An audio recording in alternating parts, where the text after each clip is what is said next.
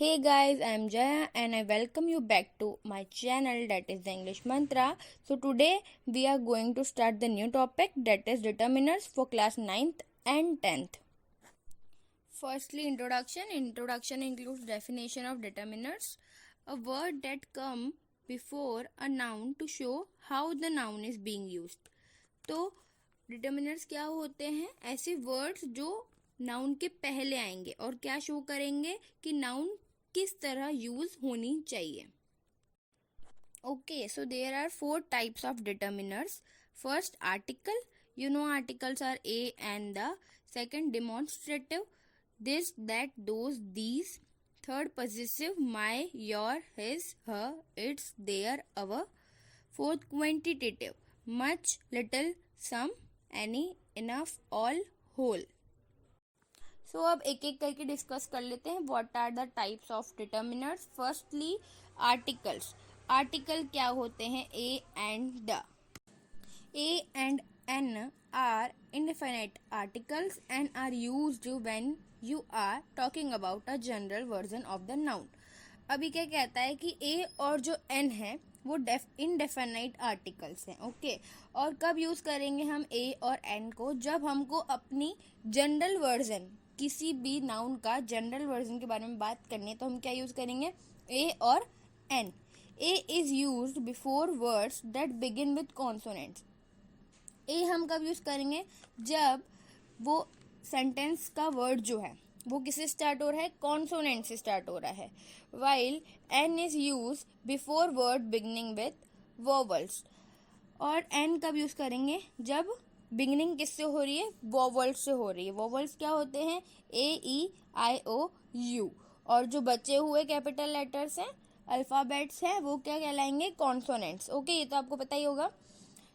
अब एक बार एग्जाम्पल देख लेते हैं. ए कैट इज अ गुड पेट. अब अपन कैट मतलब सी से स्टार्ट हो रहा है, ये कॉन्सोनेंट है तो क्या यूज करेंगे? ए यूज करेंगे. An ostrich would beat a chicken in a race. अब ऑस्ट्रिच है तो ओ मतलब वोवल से शुरू हो रहा है तो एन यूज करेंगे. ये तो नॉर्मल सी बात थी. Then the is a definite article meaning the speaker is referring to a specific noun. मतलब किसी स्पेसिफिक नाउन की बात करनी है तो हम क्या यूज करेंगे? द. एग्जाम्पल देखेंगे. We went to the best cafe in town. तो इधर द यूज हुआ है आर्टिकल. क्यों? क्योंकि इसमें क्या अपन ने एक स्पेसिफिक कैफे की बात करी है तो इधर द यूज करेंगे. Second hand demonstrative. This, that, these, those. Used in a situation in which the speaker can point to the item they mean, making them even more specific than a definite article. अब हमको ये तो समझ में आ गया कि demonstrative होते क्या है, बट इनको यूज कैसे करेंगे वो देखते हैं. ऐसी सिचुएशन में यूज करता है स्पीकर जब स्पीकर को पॉइंट करना होता है किसी भी आइटम पे जिनको वो कहना चाहते हैं. Making them even more specific than a definite article. Definite article होता क्या है? द. इसमें क्या होता है? डेमोन्स्ट्रेटिव जो होते हैं वो डेफिनाइट आर्टिकल से भी ज्यादा पावरफुल होते हैं. जैसे एग्जाम्पल देखेंगे. First, do you want this book. इधर डेमोन्स्ट्रेटिव क्या यूज हुआ है? This. Second, I don't want to go to that place again. इधर दैट यूज हुआ है demonstrative. These clothes are not mine. इधर दीज यूज हुआ है. He wanted those boys to go away. यहाँ दोज यूज हुआ है. अब ये सारे हमने डेमोन्स्ट्रेटिव यूज किए, देखे, वो क्या शो कर रहे हैं? स्पेसिफिकनेस शो कर रहे हैं किसी भी पर्टिकुलर थिंग की. नाउ यहाँ पे दो इम्पॉर्टेंट पॉइंट्स है जो आपको ध्यान रखना है. ये फर्स्ट है this and these refer to items nearby. This और दीज कब यूज होगा? जब हमारे पास में कोई आइटम है. That and those refer to item far away. और कोई चीज हमसे दूर है तो दैट या दोज यूज करेंगे. And second, this and that are singular while those and these are plural. ये तो आपको पता ही होगा कि दिस और जो दैट है वो सिंगुलर फॉर्म में होते हैं, जबकि जो दोज और दीज है वो प्लूरल फॉर्म में होते हैं. थर्ड है possessive. My, your, his, her, It's our, their.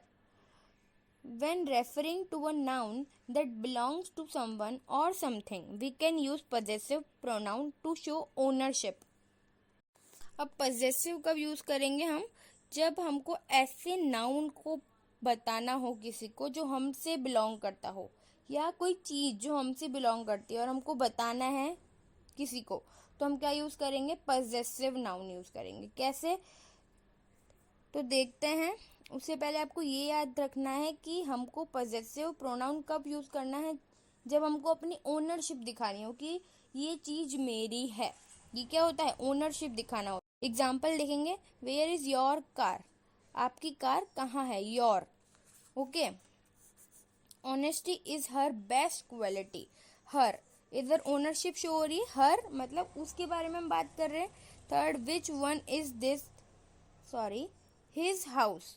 तो हिज, उसका घर कौन सा है, तो इधर ओनरशिप शो कर रहे हैं हम. फोर्थ है quantitative. All, few, many, much, little, some, any, enough, all, whole. Qualifiers are determiners that indicate how much or how little of the noun is being discussed. इसमें क्या होता है? ऐसे डिटर्मिनर्स हैं ये जो इंडिकेट करते हैं कि कितना ज़्यादा या कितना कम नाउन हमको डिस्कस करना है एक सेंटेंस में. So we got to know that which one has quantifiers, but how do we get to know that where do we have to use them? So let's take an example to understand it better. Example देखेंगे. First, he took away all his belongings. इधर all क्या show कर रहा है? Quantity show कर रहा है. Second, many kittens are taught to hunt by their mothers. तो इधर मैनी शो कर रहा है हमको, quantitative. Third, there are some post card in my bag. Some क्या शो कर रहा है? क्वांटिटी शो कर रहा है. Fourth, there is not any bread on the table. तो एनी क्या शो कर रहा है? हमको क्वांटिटी शो कर रहा है इधर भी. Fifth, he does not have much time. तो मच क्या शो कर रहा है हमको? क्वांटिटी, टाइम की. Six, there is little sugar in my coffee. इधर लिटिल क्या शो कर रहा है? क्वांटिटी शो कर रहा है शुगर की कॉफी में. नाउ कुछ सिमिलर वर्ड्स होते हैं बट हमको पता नहीं चलता कब क्या यूज करें, तो वो देख लेते हैं एक बार. फर्स्ट है some and any. So some means an unknown and indefinite number or quantity but not very large. तो सम कब यूज करेंगे? जब हमको पता नहीं होगी क्वांटिटी क्या है, और ये इनडेफिनेट नंबर के लिए यूज होता है, बट वो बहुत ज़्यादा नहीं होगा. जैसे एग्जाम्पल देखेंगे. There is some milk in the jug. Some milk.